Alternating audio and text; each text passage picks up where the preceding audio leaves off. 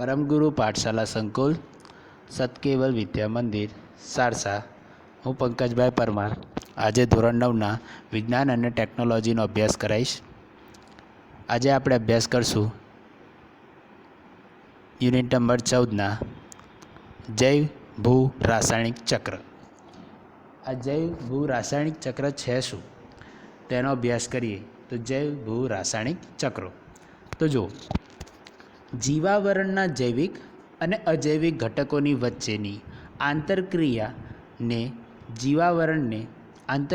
જીવાવરણને ગતિશીલ અને સ્થાયી બનાવે છે।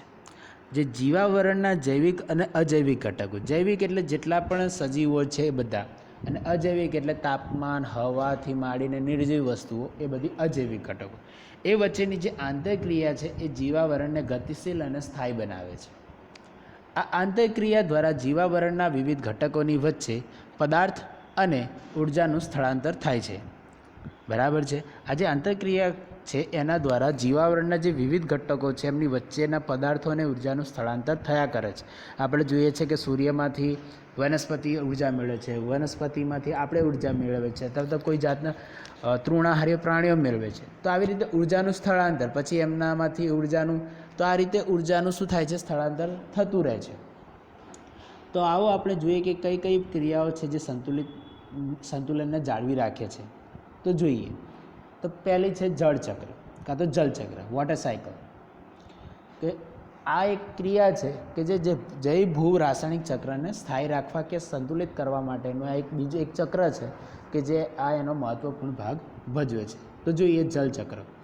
આપણે જોયું કે જળાશયોમાંથી પાણીનું બાષ્પીભવન અને પછી સંઘનન કે સંગઠન થયા બાદ વરસાદ કેવી રીતે થાય છે, બરાબર છે। પરંતુ આપણે દરિયા અને મહાસાગરોને સુકાઈ જતા જોયા છે? જોયા નથી, ક્યારેય જોયા નથી, બરાબર છે। આપણે ક્યારેય જોયા નથી।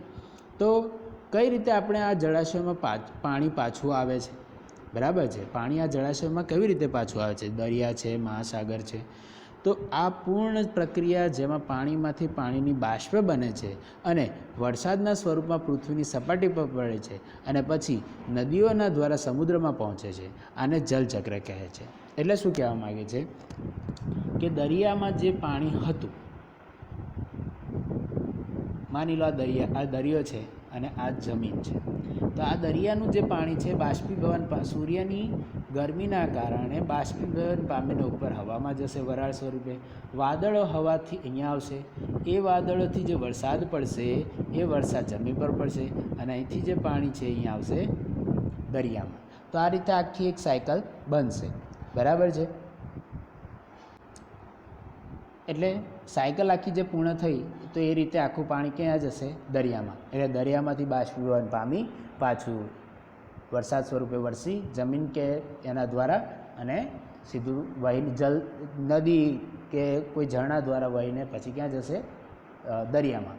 આ રીતે। અને આપણાને એ પણ જાણવું જોઈએ કે જે આ વરસાદ પડે છે એમાંથી મોટા ભાગનો વરસાદ તો દરિયામાં જ પડે છે। 90% વરસાદ તો દરિયા પર, ખાલી 10% જમીન પર પડે છે, અને એમાંથી આપણે બચાવવાનું પણ, બરાબર છે। તો આ રીતે આખું એક જળચક્ર છે। આ ચક્ર એટલે એટલું સરળ નથી કે જેટલું વ્યક્ત કરાય છે, જે રીતે આપણે સમજીએ છીએ એટલું કે સરળ નથી। તે સમગ્ર પાણી જે પૃથ્વી પર આવે છે તે તરત જ સમુદ્રમાં જતું રહેતું નથી। આમાંથી કેટલુંક પાણી જમીનમાં શોષાઈ જાય છે અને ભૂમિય જળનો ભાગ બની જાય છે। જ્યારે વરસાદ જ્યારે જમીન પર પડે છે ત્યારે મોટાભાગનું પાણી પાછું જમીન શોષી પણ લે છે અને ભૂગર્ભ જળ એટલે કે જમીનની નીચે જે જળ છે તે સ્વરૂપે સંગ્રહ પામે છે। કેટલુંક ભૂમિય જળ ઝરણાઓ દ્વારા સપાટી પર આવે છે અથવા આપણે આપણા રોજિંદા વ્યવહાર કે ઉપયોગ માટે કૂવાઓ અને ભૂગર્ભીય કૂવાઓની મદદથી સપાટી પર પાણીને લાવીએ છીએ। સજીવોની વિવિધ ક્રિયાઓમાં સ્થળચર જીવજંતુઓ અને વનસ્પતિનો ઉપયોગ, આ જે પાણી છે એનો ઉપયોગ કરે છે। તો જો આખું આ જળચક્ર કે અહીંયા છે આ સપાટી, જળીય સપાટી, બરાબર છે। ત્યાંથી શું થાય છે? બાષ્પીભવન, ત્યાંથી વાદળ બંધાય છે, વાદળ હવા દ્વારા આ સાઈડ આવશે, પછી અહીં શું થશે? વરસાદ સ્વરૂપે વળશે અને આખું પછી અહીંથી પાછું આ જે પાણી શોષાઈને અહીંયા ભૂગર્ભમાં જશે, એ પાછું ઝરણા સ્વરૂપે કે કોઈ રીતે અહીંયા ક્યાં તો આપણે જે રીતે જરૂર છે એ રીતે આપણે એનો ઉપયોગ કરશું અને એ રીતે વનસ્પતિ પણ એનો ઉપયોગ કરશે. તો આખી આ રીતે એક ચક્ર સ્વરૂપે રચના છે. બરાબર છે. તો ચાલો આપણે જળચક્રમાં પાણીનું શું થાય છે અથવા તો કેવી રીતે વહન પામે છે તેનો વિચાર કરીએ. જેમ કે આપણે જાણીએ છીએ કે પાણી ઘણા બધા પદાર્થોને ઓગાળવા કે દ્રાવ્ય કરવા માટે સક્ષમ છે. આપણે એ પણ જાણીએ છીએ કે પાણી એ સાર્વત્રિક દ્રાવક છે, એટલે કે પાણીમાં ઘણા બધા પદાર્થો દ્રાવ્ય બને છે. દ્રાવ્ય થવાવાળા ખનિજો પરથી જ્યારે પાણી પસાર થાય છે ત્યારે આમાંથી કેટલાક ખનિજ પાણીમાં દ્રાવ્ય થઈ જશે. જ્યારે જમીન પર આ પાણી પડશે ત્યારે જેટલા પણ એમાં દ્રાવ્ય થવાવાળા ખનિજો હશે એ બધા શું થઈ જશે? દ્રાવ્ય થઈ જશે. અને દ્રાવ્ય થઈને ક્યાં જશે? પાણી સાથે. આ જ રીતે નદી ઘણા બધા પોષક તત્વોને પાણી સપાટીથી સમુદ્ર કે દરિયામાં લઈ જાય છે અને તેઓનો ઉપયોગ દરિયાઈ સજીવો દ્વારા થતો હોય છે. હવે જોઈએ નાઇટ્રોજન ચક્ર. નાઇટ્રોજન ચક્ર આપણા વાતાવરણમાં નાઇટ્રોજન વાયુનું પ્રમાણ 78% છે, 78%. આ વાયુ સજીવો માટે જરૂરી છે. આ વાયુ છે એ સજીવો માટે ખૂબ જ જરૂરી છે. એટલે જો આ વાયુ સજીવો માટે જરૂરી છે, તે ઘણા બધા અણુઓના ઘટક તરીકે છે. જેમ કે નાઇટ્રોજન વાયુ એ ઘણા બધા અણુઓના ઘટક તરીકે છે, જેમ કે પ્રોટીન, ન્યુક્લિક એસિડ, DNA અને RNA તેમજ કેટલાક વિટામિન્સ. આ દરેક સ્વરૂપે નાઇટ્રોજન એ આપણા શરીરોના અણુઓના ઘટકો સ્વરૂપે રહેલો છે. નાઇટ્રોજન બીજા અન્ય જૈવિક અણુઓના બંધારણીય ઘટક તરીકે મળી આવે છે, જેમ કે આલ્કેલોઇડ્સ અને યુરિયા. એટલા જ માટે નાઇટ્રોજન બધા પ્રકારના સજીવો માટે એક આવશ્યક પોષક તત્વ છે. બરાબર છે. નાઇટ્રોજન છે એ દરેક સજીવ માટે આવશ્યક, જરૂરી, એકદમ આવશ્યક એક પોષક તત્વ છે. બધા જ સજીવ સ્વરૂપો દ્વારા વાતાવરણમાં આવેલા નાઇટ્રોજન વાયુના પ્રત્યક્ષ ઉપયોગથી જીવન સરળ થઈ જાય છે. પરંતુ કેટલાક પ્રકારના બેક્ટેરિયા સિવાય બીજા સજીવો નિષ્ક્રિય નાઇટ્રોજન પરમાણુના નાઇટ્રેટ્સ અને નાઇટ્રાઇટ્સના જેવા બીજા આવશ્યક અણુઓના પરિવર્તન કરવામાં સક્ષમ નથી. બરાબર છે. એ જે નાઇટ્રોજનના જે નાઇટ્રેટ અને નાઇટ્રેટ્સ છે એમાં જે એનું રૂપાંતર કરે છે, એમાં આપણે જે સજીવો છે એ નિષ્ક્રિય નાઇટ્રોજન પરમાણુનું નાઇટ્રેટ અને નાઇટ્રેટના સ્વરૂપમાં પરિવર્તન કરવા માટે સક્ષમ નથી. એટલે કે એમના શરીરમાં એવું દ્રવ્ય કે એવું છે નહીં કે જે એને નાઇટ્રોજનને નાઇટ્રેટ કે નાઇટ્રેટ સ્વરૂપમાં રૂપાંતર કરી શકે. બરાબર છે. એટલે એના માટે કોણ જવાબદાર છે? તો આપણે જોયા બેક્ટેરિયા. પછી જુઓ, નાઇટ્રોજનનું સ્થાપન કરવાવાળા તે બેક્ટેરિયા મુક્ત જીવી હોય છે અથવા તો દ્વિદળી વનસ્પતિઓની કેટલીક જાતિઓમાં જોવા મળે છે. એટલે જો નાઇટ્રોજનનું સ્થાપન કરવા માટે કોણ જવાબદાર છે? તો એક છે બેક્ટેરિયા જે મુક્તજીવી છે અને દ્વિદળી વનસ્પતિઓની કેટલીક જાતિઓ. સામાન્ય રીતે તે નાઇટ્રોજનનું સ્થાપન કરવાવાળા બેક્ટેરિયા સિમ્બિકુળની વનસ્પતિઓના મૂળમાં એક વિશિષ્ટ પ્રકારની સંરચના બનાવે છે, જેને મૂળ ગંડિકા કહે છે. તેમાં આવેલ હોય છે. બરાબર છે. આ જે વનસ્પતિ છે કઈ છે? તો સિમ્બિકુળની વનસ્પતિ છે કે જે નાઇટ્રોજનનું સ્થાપન કરે છે. અને એ ક્યાં કરે છે? તો મૂળમાં એક પ્રકારનું વિશિષ્ટ પ્રકારની સંરચના આવેલી છે, જેને આપણે કહીએ છીએ મૂળ ગંડિકા. બરાબર છે. આ બેક્ટેરિયા સિવાય નાઇટ્રોજન પરમાણુનું નાઇટ્રેટ્સ અને નાઇટ્રાઇટ્સમાં ભૌતિક ક્રિયાઓ દ્વારા પરિવર્તન થતું હોય છે. વીજળીના ચમકારાના સમયે વાયુના રૂપમાં ઊંચા તાપમાને અને ઊંચા દબાણે નાઇટ્રોજનને નાઇટ્રોજન ઓક્સાઇડમાં ફેરવે છે. જ્યારે વીજળીનો ચમકારો થાય છે ત્યારે વાયુના રૂપમાં ઊંચા તાપમાને, જે વાયુના રૂપનું ઊંચું તાપમાન અને ઊંચું દબાણ છે, નાઇટ્રોજનના ઓક્સાઇડ સ્વરૂપે ફેરવે છે. અને ઓક્સાઇડ પાણીમાં ભળીને નાઇટ્રિક એસિડ અને નાઇટ્રસ એસિડ બનાવે છે. હવે તમને પૂછે કે નાઇટ્રોજન ઓક્સાઇડ કે તો નાઇટ્રોજનના ઓક્સાઇડ કે નાઇટ્રોજન ઓક્સાઇડ એ પાણી સાથે ભળીને કયા એસિડ અથવા તો કયા સંયોજન આપે છે? તો નાઇટ્રિક એસિડ અને નાઇટ્રસ એસિડ. અને વરસાદની સાથે જમીનની સપાટી પર વરસે છે ત્યારે તેનો ઉપયોગ વિવિધ સજીવો દ્વારા થતો હોય છે. નાઇટ્રોજનયુક્ત સંયોજનો બનાવવામાં વપરાયા પછી નાઇટ્રોજનનું શું થાય છે? તો સામાન્ય રીતે વનસ્પતિઓ નાઇટ્રેટ્સ અને નાઇટ્રાઇટ્સને મેળવે છે અને તેઓને એમિનો એસિડમાં ફેરવે છે. તેનો ઉપયોગ પ્રોટીન બનાવવામાં થાય છે.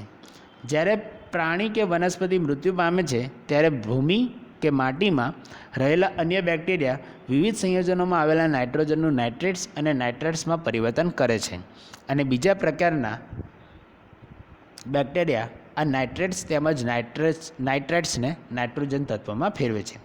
આ રીતે પ્રકૃતિમાં નાઇટ્રોજન ચક્ર હોય છે, જેમાં નાઇટ્રોજન વાતાવરણમાં પોતાના મૂળભૂત સ્વરૂપથી પસાર થતાં ભૂમિ અને પાણીમાં સાદા અણુઓના સ્વરૂપમાં ફેરવાય છે, જે સજીવમાં વધારે જટિલ અણુઓના સ્વરૂપમાં ફેરવાય છે અને પછી તે સામાન્ય સ્વરૂપમાં વાતાવરણમાં પાછો આવે છે. આ જે આપણે સમજ્યા, હવે એના આકૃતિ દ્વારા એક ચક્ર દ્વારા સમજીએ તો જો વાતાવરણમાં છે નાઇટ્રોજનનું વાતાવરણમાં કેટલું ટકા પ્રમાણ છે? 78%. એ નાઇટ્રોજનનો ઉપયોગ કઈ રીતે થશે? તો જો પહેલો ઉપયોગ જુઓ તો એમાંથી બે રીતે નીકળે નાઇટ્રોજન. એક છે નાઇટ્રિફિકેશન દ્વારા, કે એ ક્યાં ઉપયોગ થાય છે નાઇટ્રિફિકેશનનો? તો કે વાતાવરણીય અને ઔદ્યોગિક સ્થાપનમાં નાઇટ્રિફિકેશનનો ઉપયોગ થશે. બીજો જે છે એ નાઇટ્રોજનનું સ્થાપન ક્યાં કરશે? તો જો જીવરસ તરીકે. શેમાં? લીલી વનસ્પતિમાં. બીજું જે નાઇટ્રોજનનું સ્થાપન છે એ કઈ રીતે થશે? તો જીવરસ તરીકે, અને એ શેમાં? લીલી વનસ્પતિને. હવે આપણે જાણીએ છીએ આ લીલી વનસ્પતિને કોણ ખાય છે? પ્રાણીઓ. તો એમાં પણ જીવરસ આપશે, તો જીવરસ એ પણ પ્રાણીઓમાં. આ બે ભેગા થઈને શું બનાવે છે? તો આ જે વનસ્પતિનું જીવરસ છે એનું એમોનિફિકેશન થશે અને એ બે ભેગા થઈને આપણને આપશે એમોનિયા. હવે આટલે સુધી પહોંચ્યા.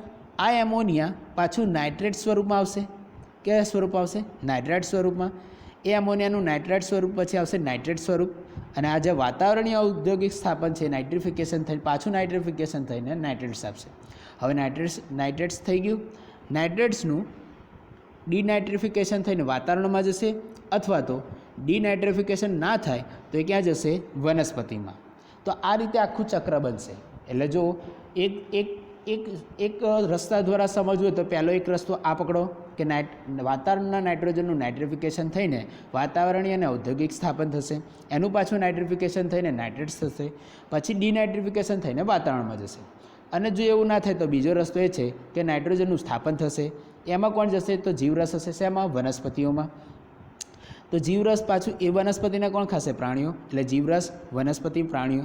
હવે ડાયરેક્ટ કોઈક ટાઈમ એવું બને કે વનસ્પતિ તૂટી કે એવું કંઈ જમીન પર ભાગી તૂટી પડે, કાં તો એનું દહન પણ થઈ જાય, તો એનું એમોનિફિકેશન થશે અને જીવરસ, પ્રાણી અને લીલી વનસ્પતિઓ આ એમોનિફિકેશન થઈને એમોનિયા બનાવશે. એ એમોનિયાનું ક્યાં આવશે? નાઇટ્રેટ સ્વરૂપમાં. અને નાઇટ્રેટ્સમાંથી નાઇટ્રેટ્સ બનશે. અને એ પાછું જો ડિનાઇટ્રિફિકેશન ના થાય તો પછી પાછું વનસ્પતિમાં જીવરસ તરીકે આવશે. બરાબર છે? તો આ રીતે આખું એક નાઇટ્રોજન ચક્ર પૂર્ણ થાય છે. હવે જુઓ,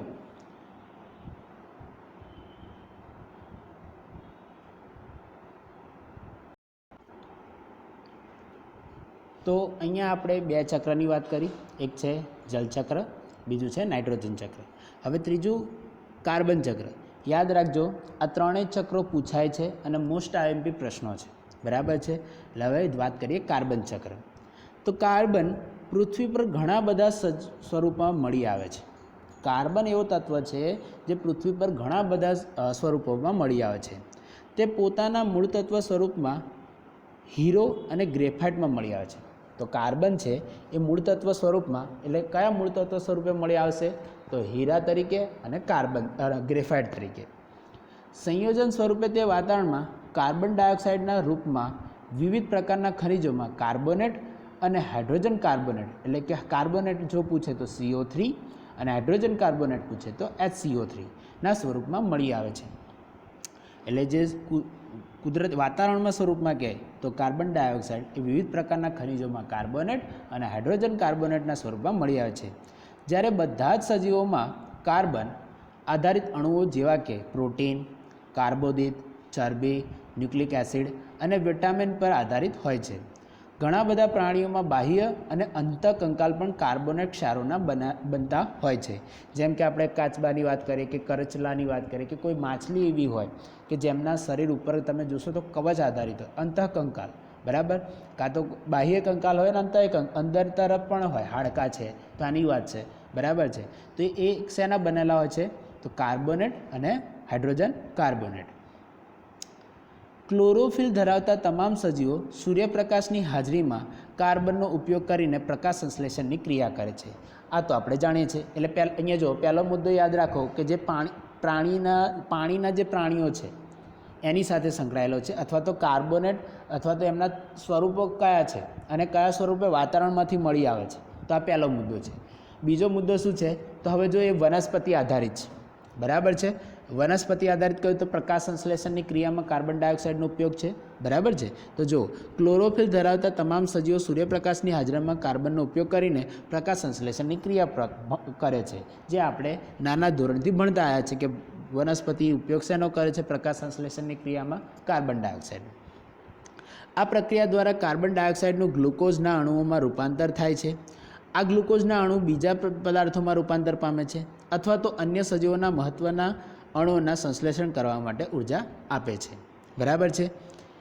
જે આકૃતિ અહીં 14.7માં આપણે જોઈશું.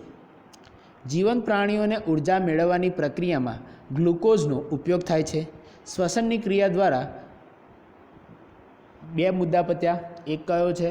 તો પહેલો જોયું તો વાતાવરણમાંથી જે એના સ્વરૂપો મળે છે એ કુદરત તરીકે, બરાબર છે. પછી પાણીમાં રહેતા પ્રાણીઓની, પછી આપણે પ્રકાશ સંશ્લેષણની વાત કરી. પછી જીવંત પ્રાણીઓમાં ઉર્જા મેળવવા પ્રક્રિયામાં ગ્લુકોઝનો ઉપયોગ થાય છે. એમાં કાર્બન આવેલો છે. કયો? જો C6H12O6 આ ગ્લુકોઝનું અણુસૂત્ર છે, તો એમાં C6 છે. જો C6H12O6, બરાબર છે. શ્વસનની ક્રિયા દ્વારા ગ્લુકોઝને કાર્બન ડાયોક્સાઇડમાં ફેરવવા માટે ઓક્સિજનનો ઉપયોગ પણ થાય છે અને નથી પણ થતો. એટલે કે આ બે રીતે હોય, જારક શ્વસન અને અજારક શ્વસન. એ તમે ધોરણ 10માં ભણશો. આ કાર્બન ડાયોક્સાઇડ વાતાવરણમાં પાછો ભળી જાય છે. કયો કાર્બન ડાયોક્સાઇડ? કે જે આપણે અહીંયા ઉચ્છ્વાસ સ્વરૂપે બહાર કાઢીએ છીએ શ્વસન દરમિયાન, એની વાત છે, બરાબર છે. પછી જો અનેક પ્રક્રિયા કે જે વાતાવરણમાં કાર્બન ડાયોક્સાઇડ ઉમેરે છે તે છે કઈ છે? તો દહન. તો દહનની ક્રિયા જ્યાં બળતણનો ઉપયોગ રસોઈ માટે, ગરમી મેળવવા માટે, પરિવહન માટે અને ઉદ્યોગમાં થાય છે, તે વાતાવરણમાં બીજો કાર્બન ડાયોક્સાઇડ નાખે છે, બરાબર છે. ખરેખર તો જ્યારથી ઔદ્યોગિક ક્રાંતિ થઈ છે અને માનવે મોટા પાયે અશ્મિ બળતણ સળગાવવાની શરૂઆત કરી છે, ત્યારથી વાતાવરણમાં કાર્બન ડાયોક્સાઇડની ટકારીનું પ્રમાણ બમણા પ્રમાણમાં વધી રહ્યો છે. પાણીની જેમ કાર્બનનું પણ વિવિધ ભૌતિક અને જૈવિક ક્રિયાઓ દ્વારા પુનઃચક્રીયકરણ થતું રહે છે. એટલે તમને કાર્બન ડાયોક્સાઇડ તમારા વાતાવરણમાંથી જો એને કાઢવો બહુ અઘરો છે, બરાબર છે. જો આપણે એને બાળીશું તો એ વાતાવરણમાં ઠલવાશે. પછી એ કાર્બન ડાયોક્સાઇડનો ઉપયોગ કોણ કરશે? વનસ્પતિ કે કોઈ જાતનું કોઈ રીતે વાતાવરણમાં ઉપયોગ થતો હોય તો ઠીક છે. પછી એ વનસ્પતિને પાછું જ્યારે દહન કરવા એટલે કે બાળવામાં આવે તો પાછું એ વાતાવરણમાં પાછો કાર્બન ડાયોક્સાઇડ આવશે. એટલે કાર્બન ડાયોક્સાઇડનું પુનઃચક્રીયકરણ જ થશે, એ વપરાઈ જતો નથી, એ પાછો વાતાવરણમાં ઠલવાતો જ રહે છે, બરાબર છે. એટલે જેમ બને એમ કાર્બન ડાયોક્સાઇડનું એટલે કે અશ્મિ બળતણ વાપરવાનું અને વનસ્પતિને કાપવાનું બંધ કરીએ તો એટલું આપણા માટે સારું, નહીં તો કાર્બન ડાયોક્સાઇડનું પ્રમાણ દિવસે ને દિવસે વધતું જશે. હવે જોઈએ કાર્બન ડાયોક્સાઇડનું આકૃતિ સ્વરૂપે કાર્બન ચક્ર આપણે જોઈ લઈએ. તો જો આપણે જાણીએ છીએ કે વાતાવરણમાં કાર્બન કયા સ્વરૂપે છે? તો કાર્બન ડાયોક્સાઇડ સ્વરૂપે, બરાબર છે. તો વાતાવરણમાંનો કાર્બન ડાયોક્સાઇડ, તો આપણે એક વાત કરીએ તો એ પાણીની, પહેલો મુદ્દો આપણે પાણીની વાત કરી હતી. તો જો પાણીમાં કાર્બોનેટ સ્વરૂપે હશે. વાતાવરણનો જે કાર્બન ડાયોક્સાઇડ છે એ પાણીમાં ઓગળીને શું બનાવશે? પાણીમાં કાર્બોનેટ. એ કાર્બોનેટ આપણે જાણીએ છીએ કે પાણીની નજીક આપણને ચૂનાના પથ્થરો અને સિમેન્ટની ફેક્ટરી નાખેલી છે. તો આપણે જો પાણીમાં કાર્બોનેટ એટલે કે દરિયાની નજીક, તો પાણીમાં કાર્બોનેટ અને આ જો ચૂનાના પથ્થર. આપણને વાતાવરણમાંનો કાર્બન ડાયોક્સાઇડ શું આપશે? પાણીમાં કાર્બોનેટ અને એમાંથી શું મળશે? ચૂનાના પથ્થર. તો આ એક મુદ્દો પત્યો. બીજો મુદ્દો શું હતો? વનસ્પતિનો પ્રકાશ સંશ્લેષણની. તો જો વાતાવરણમાંનો કાર્બન ડાયોક્સાઇડ તો કાર્બનિક સંયોજનો બનાવવા. કયા અંશમાં? વનસ્પતિમાં કાર્બનિક સંયોજનો બનાવવામાં. હવે એનો આપણે આ જે વનસ્પતિનો છે એને આપણે કયા સ્વરૂપે વાપરીએ છીએ? તો કોલસા સ્વરૂપે. તો જો કોલસા સ્વરૂપે. બીજો વનસ્પતિ જ્યારે લાંબા ગાળા કરોડો હજારો વર્ષો પછી જ્યારે જમીનમાં દટાઈ જાય અને પછી જ્યારે એને કાઢવામાં આવે તો એ પેટ્રોલ તરીકે વર્તે. તો જો પેટ્રોલિયમ તરીકે, બરાબર છે. પછી વનસ્પતિની બીજી વાત કરીએ તો કાર્બનિક સંયોજનો એ આ વનસ્પતિને આપણે પ્રાણીઓ ખાય છે, તો એ કાર્બનિક સંયોજનો કોનો ઉપયોગ કરશે? પ્રાણીઓ. તો એમાં પણ કાર્બનિક સંયોજન બનશે પ્રાણીમાં. અને જ્યારે માનવી કે કોઈ પ્રાણી મૃત્યુ પામે, જ્યારે પૃથ્વીના પેટ્રોલમાં ઊંચા તાપમાને દબાણે દબાઈ જાય ત્યારે શું થાય? એનું પણ શું થશે? પેટ્રોલિયમ. તો એ પણ પેટ્રોલિયમ, એટલે બંને પેટ્રોલિયમ. અને પેટ્રોલિયમ પતી જશે પછી જ્યારે પ્રાણીમાં જે કાર્બનિક સંયોજનો છે એનું શેમાં વિઘટન થશે? પાછું અકાર્બનિક કાર્બોનેટના આવરણીય તરીકે, અકાર્બનિક કાર્બોનેટમાં. અને એ પાછું ક્યાં જશે? હવે જો કાર્બનિક સંયોજનો છે પ્રાણીમાં, એ શ્વસન તથા વિઘટન દ્વારા પાછો કાર્બન ડાયોક્સાઇડ, એટલે કે જે આપણે શ્વસન દ્વારા ઉચ્છ્વાસ દ્વારા જે કાર્બન ડાયોક્સાઇડ વાતાવરણમાં પાછો કાર્બન ડાયોક્સાઇડ નીકળે છે એની વાત. અને કાર્બનિક સંયોજન જે વનસ્પતિમાં છે એ પણ કે રાતના ટાઈમે આપણે જાણીએ છીએ કે દિવસ દરમિયાન એ કાર્બન ડાયોક્સાઇડને શ્વસન તરીકે ઉપયોગ કરે છે, પણ ઉચ્છ્વાસ દરમિયાન રાત્રા દરમિયાન ઉચ્છ્વાસ સ્વરૂપે કાર્બન ડાયોક્સાઇડનો એટલે ઉચ્છ્વાસ કરે છે, એટલે રાત્રિ દરમિયાન ઓક્સિજનનો ઉપયોગ કરે છે. તો જો રાત્રે દરમિયાન આ વનસ્પતિ પણ કાર્બન ડાયોક્સાઇડ વાતાવરણમાં ઠાલવે છે. તો આ રીતે આખું કાર્બન ચક્ર રચાયેલું છે. બરાબર છે. તો આજે આપણે 3 ચક્રની વાત કરી. જૈવ ભૂ રાસાયણિક ચક્રોમાં 3 ચક્રની વાત કરી. એક છે જલચક્ર, બીજું છે નાઇટ્રોજન ચક્ર અને ત્રીજું છે કાર્બન ચક્ર. તો આ 3 ચક્રો મોસ્ટ આઈએમપી છે. બરાબર છે. એટલે એકવાર લખી લેજો. બરાબર છે. અને આજનું તમારું હોમવર્ક આ 3 ચક્રો રહેશે. બરાબર છે. તો ફરી નવા વિડીયો સાથે મળીએ. ત્યાં સુધી અસ્તુ.